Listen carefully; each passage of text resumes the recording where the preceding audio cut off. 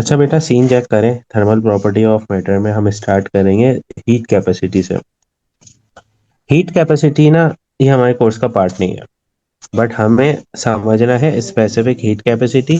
उस specific heat capacity को समझने के लिए हमें हीट कैपेसिटी का पता होना जरूरी है, डेफिनेशन याद करने की नीड नहीं, सिर्फ कॉन्सेप्ट लेंगे। हीट कैपेसिटी क्या होती है कि अगर मैं कोई ऑब्जेक्ट कंसीडर करूँ, जस्ट लाइक मैंने एक ऑब्जेक्ट कंसीडर करा, ठीक है, और मैं उस ऑब्जेक्ट में मैं हीट प्रोवाइड कर रहा हूँ, हीट दे रहा हूँ, और हीट देने के बाद मैंने ऑब्जेक्ट में ये देखा कि उस ऑब्जेक्ट की ओवरऑल टेम्परेचर में, क्या उस ऑब्जेक्ट की ओवरऑल टेम्परेचर में, यहाँ पे मैं मेंशन कर रहा हूँ साथ साथ चीजों को, ओवरऑल टेम्परेचर में 1 डिग्री सेल्सियस या 1 केल्विन टेम्परेचर का राइज हो गया। 1 डिग्री सेल्सियस या 1 केल्विन टेम्परेचर का राइज हो गया पूरे ओवरऑल इसमें, उस बॉडी के टेम्परेचर में, तो मैं उसे बोलूंगा हीट कैपेसिटी। हीट कैपेसिटी, दोबारा रिपीट कर रहा हूँ, मैं किसी भी ऑब्जेक्ट को अगर हीट प्रोवाइड करूँ, ठीक है, और उस ऑब्जेक्ट की इनिशियल टेम्परेचर में 1 डिग्री सेल्सियस या 1 केल्विन का टेम्परेचर राइज हो जाए, तो मैं इसे बोलूंगा हीट कैपेसिटी। जो यहाँ पर लिखा हुआ है ना, ये यूनिट चेंज, यूनिट का मतलब होता है एक, तो यूनिट चेंज इन टेम्परेचर यानी एक यूनिट चेंज हो रहा है टेम्परेचर में। अगर टेम्परेचर की यूनिट डिग्री सेल्सियस है तो उसमें भी एक चेंज होगा, अगर टेम्परेचर की यूनिट केल्विन है तो उसमें भी क्या होगा, एक चेंज होगा। बट इसमें ना थोड़ा सा इशू है। इशू ये है कि अगर दो ऑब्जेक्ट हो, एक ही ऑब्जेक्ट है और मैं एक ऑब्जेक्ट थोड़ा सा ज़्यादा बड़ा कंसीडर कर रहा हूँ, जिसका मैस इसके मैस से क्या हो बेटा, ज़्यादा हो ना, तो अब देखें इन दोनों का मैस, फॉर एग्जाम्पल हम ये कंसीडर कर लेते हैं ये 100 ग्राम्स का है, और ये हम कंसीडर कर लेते हैं कि ये 500 ग्राम्स का। तो डेफिनेटली इसमें जो टेम्परेचर का राइज होगा वो जल्दी होगा, और हम्म। इसमें मैस ज़्यादा है, तो टेम्परेचर 1 डिग्री सेल्सियस 1 केल्विन के टेम्परेचर के राइज होने में थोड़ा टाइम लगेगा। तो हम ये कह सकते हैं कि हीट कैपेसिटी जो है वो मैस पर डिपेंड करती है। जितना ज़्यादा मैस होता है, इतना ज़्यादा हमें टेम्परेचर 1 डिग्री सेल्सियस या 1 केल्विन का टेम्परेचर राइज करने में क्या होता है बेटा, उतना ज़्यादा टाइम लग रहा होता है। ठीक है, ये हो रही थी मैस पर डिपेंडेंट। ठीक है, depend upon mass, greater the mass larger the heat capacity. ये तो हो गया गेम इसका। अब स्पेसिफिक, स्पेसिफिक का मतलब हमने मैस को स्पेसिफिक कर लिया। स्पेसिफिक का मतलब क्या है, सिलेक्ट कर लिया। सिलेक्ट का मतलब है अब हम सिर्फ और सिर्फ टेम्परेचर में राइज नहीं करेंगे, हम उसको मैस के हिसाब से देखेंगे। फॉर एग्जांपल हमने एक ऑब्जेक्ट कंसीडर करा, इसी के एग्जांपल लेते हैं। ये दो अलग अलग ऑब्जेक्ट है, ये हमने कंसीडर करे हुए हम्म। थे।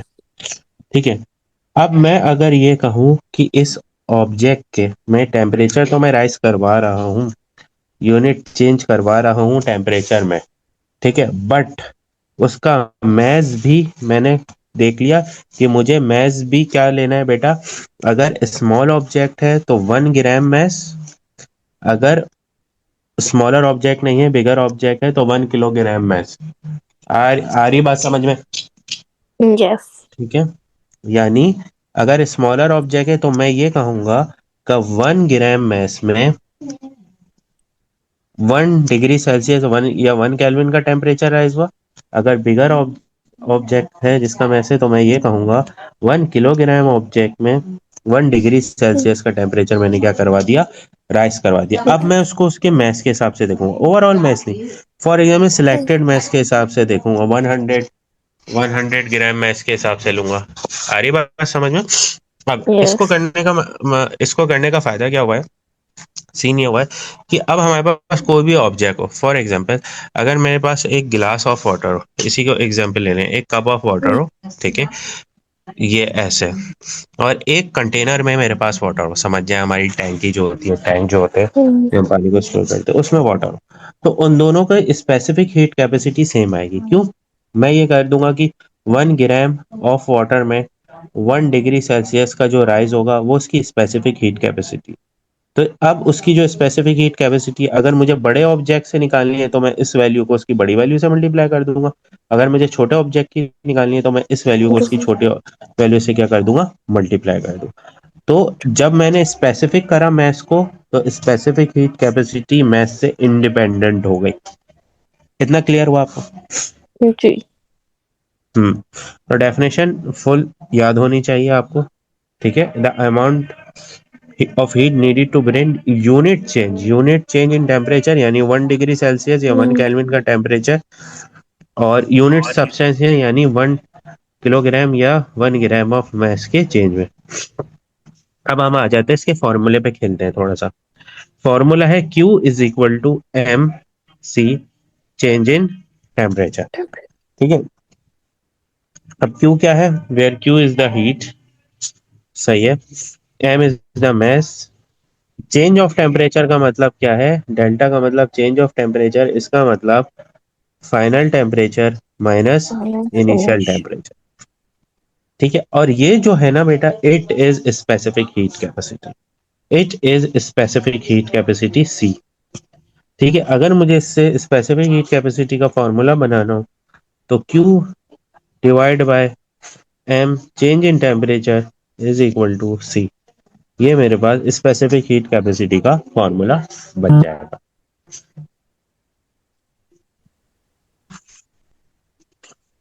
अच्छा, अच्छा बेटा, अब हम उसी स्पेसिफिक हीट कैपेसिटी का न्यूमेरिकल कर लेते हैं। ठीक है, the steel rod has a mass, एक स्टील रॉड है, उसका मास है 2 किलोग्राम, एंड इनिशियल टेम्परेचर है बेटा 500 degree Celsius. Initial temperature 500 degree Celsius है, यानी T1 500 डिग्री सेल्सियस हो गया और मास ये आ गया। ठीक है, and it cools 50 degree Celsius, यानी उसका फाइनल टेम्परेचर कितना हो गया बेटा, 50 degree 50। Celsius. Place in a water, the specific heat capacity of water is, specific heat capacity आ गई बेटा 460 जूल किलोग्राम पर कूलम। ठीक है, calculate the thermal energy, thermal energy निकालनी है। अब हमें पता है हीट जो है वो एनर्जी ही के बराबर होती है। तो थर्मल एनर्जी, यानी अगर मैं हीट का फॉर्मूला बनाऊं तो heat is equal to m c, change in temperature. जी। स्पेसिफिक हीट कैपेसिटी निकालनी है, तो हीट को ई से रिप्लेस, सॉरी, इन एनर्जी निकालनी है, तो हीट को एनर्जी से रिप्लेस करेंगे। मैस है बेटा 2, स्पेसिफिक हीट कैपेसिटी कितनी है बेटा, 460। 460 सही है, गुड। और change of temperature, final, minus 50। Final minus initial. Minus का साइन आएगा, इसका मतलब जो एनर्जी है वो लॉस हो रही है और कुछ भी नहीं। तो जरा 2 मल्टीप्लाई बाय 460 और मल्टीप्लाई बाय -450 करिए।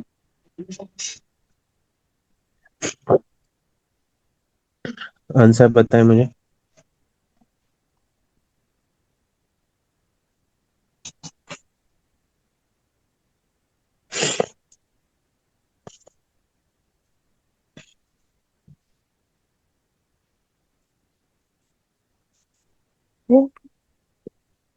जी।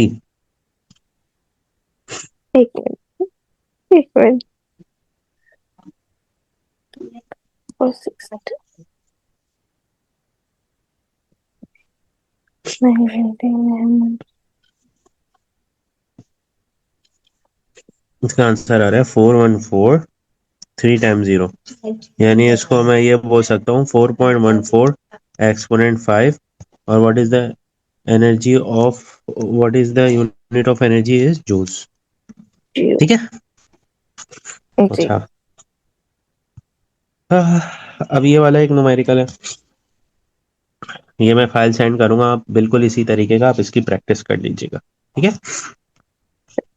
अब ओए। अब बेटा हमारे पास एक्सपेरिमेंट है, द एक्सपेरिमेंट, जिसके थ्रू हम फाइंड आउट करेंगे स्पेसिफिक हीट कैपेसिटी किसी भी सॉलिड ऑब्जेक्ट की।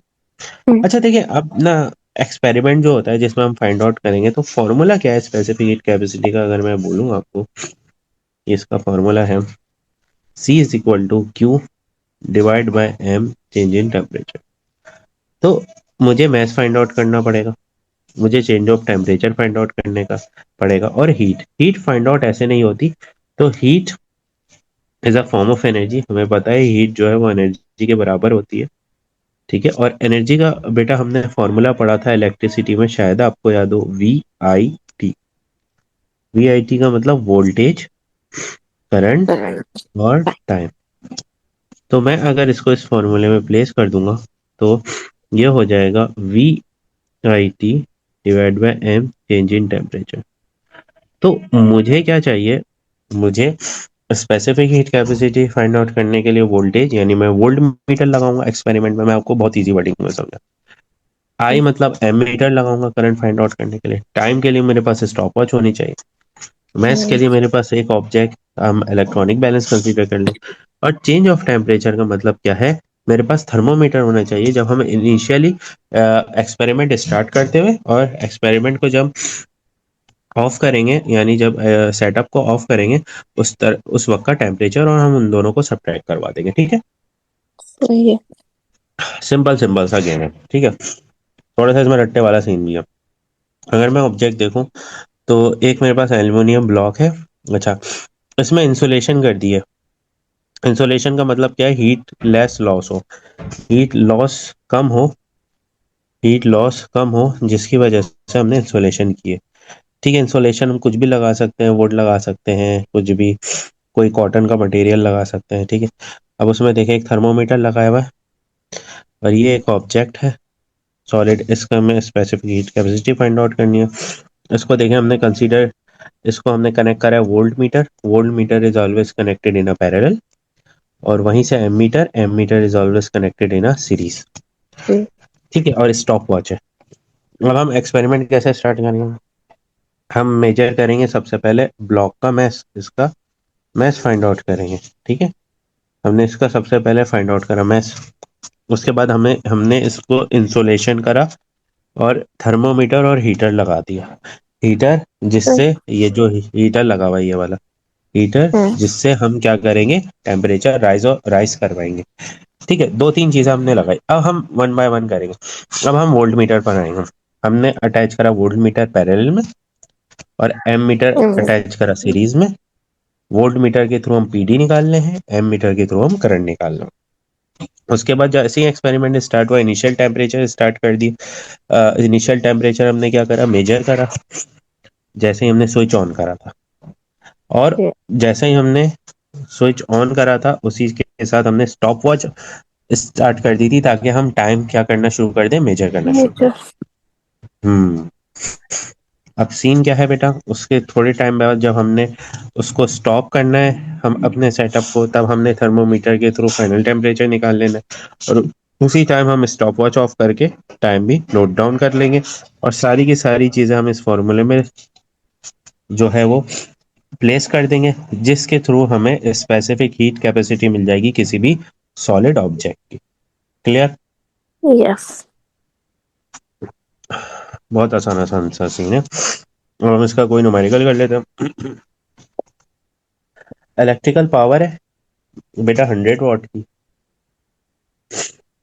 ठीक है, अच्छा, टाइम है बेटा 120 सेकेंड। मैस 250 ग्राम से कन्वर्ट कर लेते हैं किलोग्राम में, divide by 1000। So zero it is point zero two point two four fifty kilogram. अब उसके बाद क्या है, specific heat capacity P 4.2 exponent cube. Initial temperature is 25, we have to find out the final temperature. अच्छा जी, temperature निकालना है, तो फॉर्मूला है बेटा specific heat, Q is equal to MC, change in temperature. अच्छा, अब हीट है नहीं, हीट को हम रिप्लेस करेंगे एनर्जी से। MC change in temperature. Energy का फॉर्मूला होता है VIT, MC change in temperature. और we also know that power बराबर होता है बेटा, इलेक्ट्रिसिटी में हमने पढ़ा था VI के। तो इस VI की जगह मैं रख दूंगा पावर। ठीक है, अब हम T2 - T1 करना शुरू करते हैं, और अपनी वैल्यू को प्लेस करते हैं यहीं पर। T2 - T1 करूँ ताकि स्टेप बच जाए हमारा। तो ये हो जाएगा बेटा T2 - T1, T2 - T1। अच्छा, अब इसकी जगह आ जाएगा power into time, mass m और सी मल्टीप्लाई हो रहा है, नीचे आके डिवाइड हो जाएगा बेटा, is equal to T2 - T1। तो अब हमें T2 निकालनी है, तो एंड में हम T1 को इधर ले आकर क्या करवा देंगे, सब्ट्रैक्ट करवा देंगे। उससे पहले हम सॉल्यूशन कर लेते हैं इसका। सही है। तो पावर है बेटा 100, ठीक है, मल्टीप्लाई बाय टाइम कितना है 120, और मैस कितना है 0.250, और स्पेसिफिक हीट कैपेसिटी है 4.2 एक्सपोनेंट क्यूब, ठीक है, is equal to T2 - T1।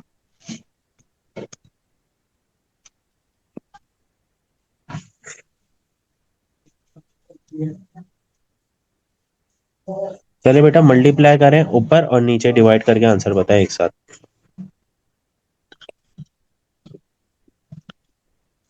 हरी अब Yeah.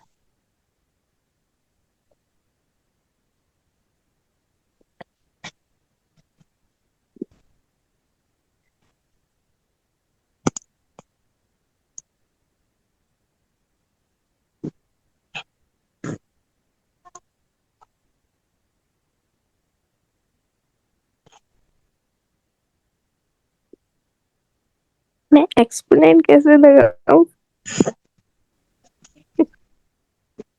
अच्छा बेटा, इसको मल्टीप्लाई और डिवाइड करके आंसर आया 11.42 T2 - T1। अब T1 माइनस का है, शिफ्ट कर देंगे, इज इक्वल टू T2, ठीक है।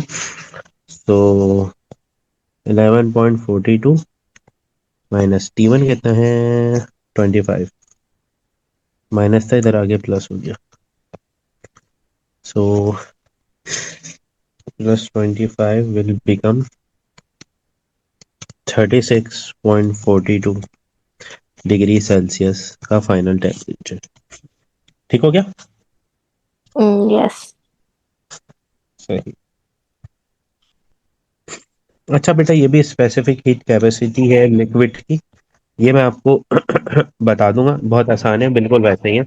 हम थोड़ा सा मेन चीजों पे चलते हैं, ठीक है, वो देखते हैं। अच्छा, ये ग्राफ है, ठीक है, ये ग्राफ में भी आपने केमिस्ट्री वगैरह में देखा हो, पढ़ा हो। अब ये हीटिंग का ग्राफ कहलाता है, और इसके नेक्स्ट पेज पे कूलिंग कर्व का ग्राफ है। अगर मैं इन दोनों ग्राफ में आपसे डिफरेंस पूछूं कि डिफरेंस क्या है, तो डेफिनेटली अगर आप बोले तो आप बोलेंगे यहाँ पे सर स्ट्रेट लाइन जा रही है, ठीक है, यहाँ पे थोड़ा सा कर्व आ रहा है। जी। तो अगर मैं आपसे पूछूं ये कर्व क्यों है, ये कर्व क्या चीज रिप्रेजेंट कर रहा है, तो आपका आंसर क्या होगा? हीट लॉस हो रही होगी। हम्म, हीट हीट लॉस हो रही लॉस। है, जबरदस्त, गुड, जबरदस्त बेटा। चलें, अब मैं हम इन ग्राफ में दो तीन चीजें देखते हैं। हमें पता है 0 डिग्री सेल्सियस पर जो आइस होती है वो मेल्ट होना शुरू हो जाती है, यानी यहाँ पर लिक्विड का प्रोसेस चल रहा है, यहाँ पर सॉलिड था, ठीक है, और यहाँ पर वो लिक्विड क्या बन जा रही है बेटा, गैस बन जा रही है। यस। ये आइडियल ग्राफ है, और ये जो है वो डेली लाइफ का ग्राफ है। यहाँ पर हीट क्या हो रही है मेरे बेटे, लॉस हो रही है, ठीक है। 2 मार्क के लिए पूछता है कि हीट लॉस होने का, ठीक है। अच्छा, जी। अब इसमें से क्वेश्चन ये आता है, पहले ये देखना, ठीक है।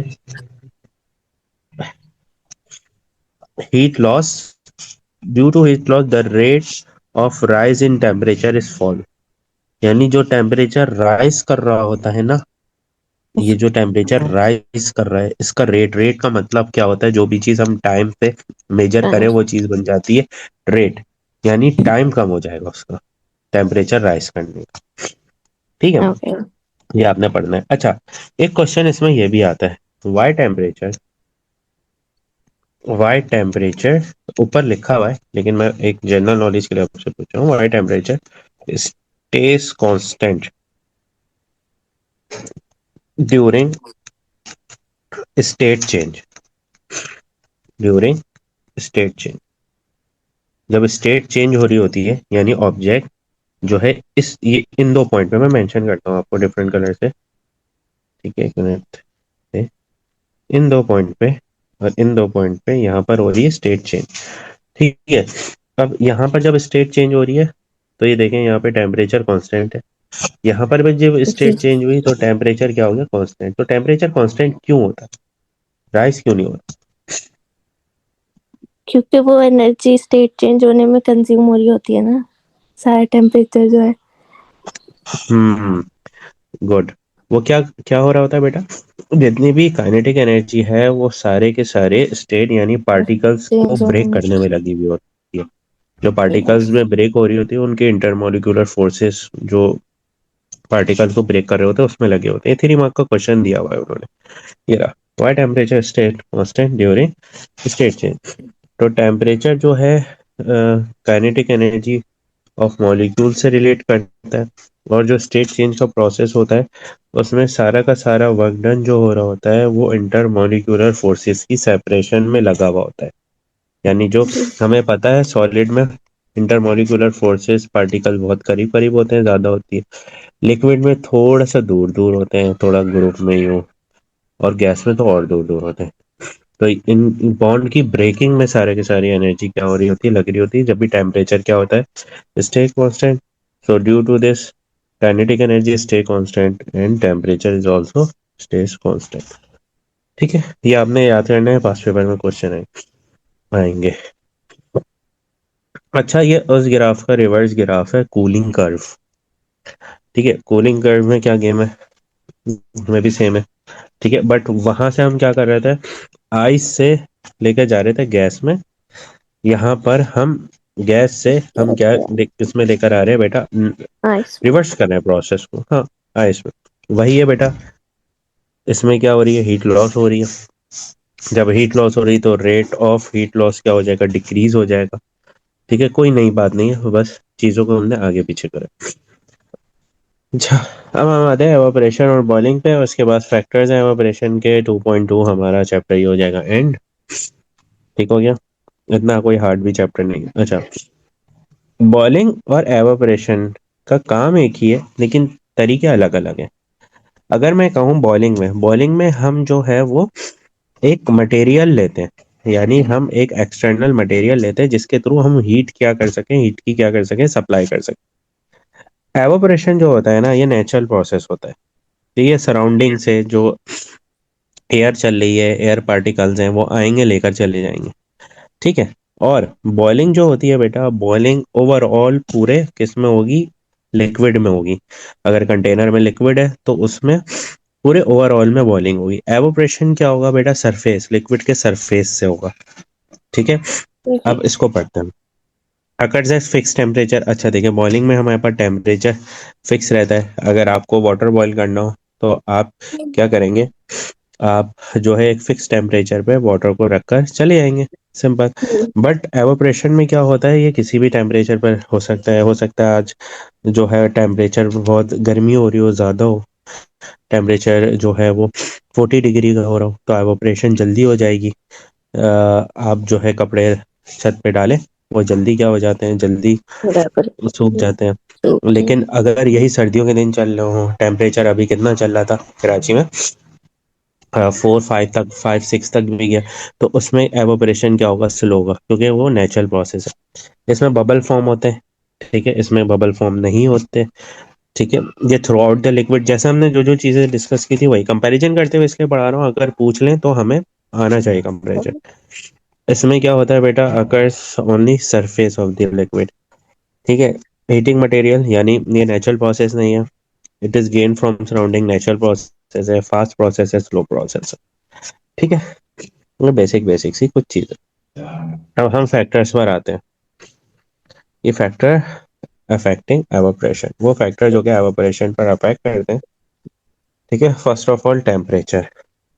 हमें पता है कि अगर हम टेम्परेचर इंक्रीज करेंगे तो एवापोरेशन क्या हो जाएगी बेटा, इंक्रीज। रेट ऑफ एवापोरेशन, यानी एवापोरेशन होगा लेकिन फास्ट हो जाएगा, जल्दी हो जाएगा, लेस टाइम में हो जाएगा। रेट ऑफ एवापोरेशन का इंक्रीज होने का मतलब लेस टाइम में एवापोरेशन हो जाएगी। ठीक है। जी। अच्छा, अगर हम, हाँ हाँ सिंपल, एटमॉस्फेरिक प्रेशर डिक्रीज करेंगे तो एवापोरेशन का रेट जो होगा वो फास्ट हो जाएगा। इसी तरीके से मैं अगर बात करूं सरफेस एरिया, अच्छा ये अच्छा है सरफेस एरिया। सरफेस एरिया में क्या होगा, फॉर एग्जांपल हम यूं करके देखते हैं, ये क्या काफी बड़ा है, मसला है। अब जैसे ये एक ऑब्जेक्ट है, ये इसका एरिया है और ये ऑब्जेक्ट है, थोड़ा सा डिफरेंस भी नजर आना चाहिए। ये अब अगर मैं देखूं इसमें एवोपरेशन का रेट जो है वो इंक्रीज क्यों हो रहा है, अगर सरफेस एरिया, जब सरफेस एरिया है तो पार्टिकल क्या है बेटा इसमें स्प्रेड आउट हुए में है, ज्यादा है, जब पार्टिकल जी। ज्यादा है तो एवोपरेट भी क्या हो जाएंगे, ज्यादा हो जाएंगे। ठीक है, सिंपल सिंपल सा गेम है। अच्छा, उसके बाद नेक्स्ट में क्या है बेटा हमारे पास, ह्यूमिडिटी। ह्यूमिडिटी हमें पता है ना, नमी जिसे बोलते हैं, हम आ गए, एयर मॉलिक्यूल्स आ जाते हैं। अब जब एयर, जाहिर सी बात है एयर मॉलिक्यूल्स आ जाएंगे तो वो जाहिर सी बात है जो एवोपरेशन हो रही होगी उसको क्या करेंगे, स्लो हो डिक्रीज करेंगे। जाएगी। स्लो हो जाएगी। ये वही बात हुई कि पहले 10 कार्स चल रही थी रोड पर, अब उसमें 5 कार्स और आ गई, तो जाहिर सी बात है ट्रैफिक जैम होगा और कार की स्पीड क्या हो जाएगी, स्लो। वही वाला गेम है। ठीक है। विंड हमें पता है डायरेक्टली प्रोपोर्शनल है एवोपरेशन के, जितनी तेजी से विंड चलेगी एयर पार्टिकल इतनी तेजी से क्या करेंगे, वाटर के मॉलिक्यूल्स को लेते हुए, हाँ, लेते हुए जाएंगे। अच्छा, nature of liquid. Nature of liquid हमें पता है, देखें बहुत सारे लिक्विड की टाइप्स होती है। अब एक नॉर्मल वाटर है, एक वाटर है हमने जामशीरी, क्योंकि रमलान आने वाले हैं, जामशीरी है एक, थोड़ा सा जिसे बोलते हैं जिस विस्कोसिटी उसकी ज़्यादा है, और इस तरीके से हम ये कर लेते हैं, कुछ सिरप ले लेते हैं, दवाई वगैरह। अब नेचर ऑफ लिक्विड पर भी एवापोरेशन डिपेंड करता है। अब लिक्विड में भी हमें पता है कुछ लिक्विड जो होते हैं उनकी विस्कोसिटी ज़्यादा होती है, उनका गाढ़ापन ज़्यादा होता है, उसका मतलब ये है उनमें जो इंटरमोलिकुलर फोर्सेज हैं वो ज़्यादा होती हैं। अब जब जिसकी इंटरमोलिकुलर फोर्सेज ज़्यादा होंगे उसमें एवापोरेशन में टाइम लगेगा, जिसकी लिक्विड की इंटरमोलिकुलर फोर्सेस कम होंगी उसमें एवोपरेशन में कम टाइम लगेगा। आई बात समझ? जी।